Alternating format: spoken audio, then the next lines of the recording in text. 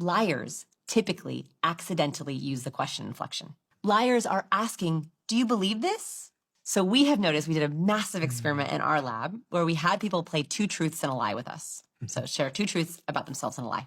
And we found overwhelmingly one of the biggest patterns, there's a couple of different patterns, and one of the biggest ones was that liars asked their lie statement.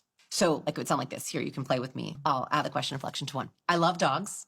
I live in Austin, Texas, and I love cilantro. Oh, yeah. You don't like cilantro. No. So we noticed people ask the lie because they were asking, do you believe this? So our brain is very adept at this.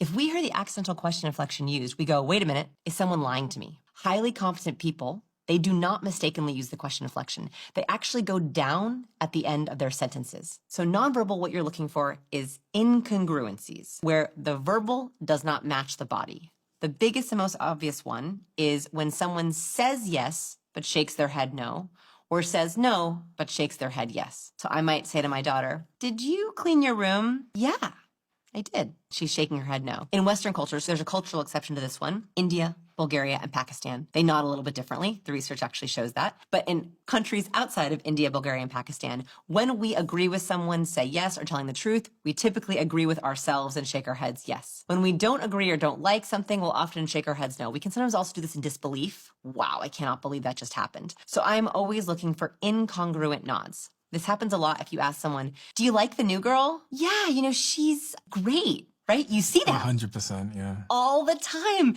And people, they don't realize they're doing it, but they're shaking their head no, they do not like that person. You'll also see this with mismatched facial expressions. And the biggest one for liars, the research finds, is disgust. So disgust is an expression that people make without even realizing it. And this is across cultures. When we don't like something or when we smell something bad, we crinkle our nose up and we flash the upper whites of our teeth and we go, ugh.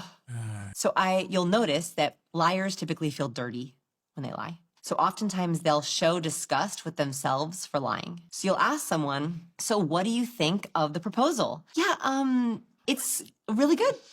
And they might even sniff. Really? What's a sniff? What does it signal? Oh, it's a disgust activator. Like when we are disgusted, our nasal cavities want to close because we want to take in less of it. And so even though it's not about food, it's about a preference. Liars will often show a little bit of disgust when they are lying because they are like a little bit disgusted with themselves.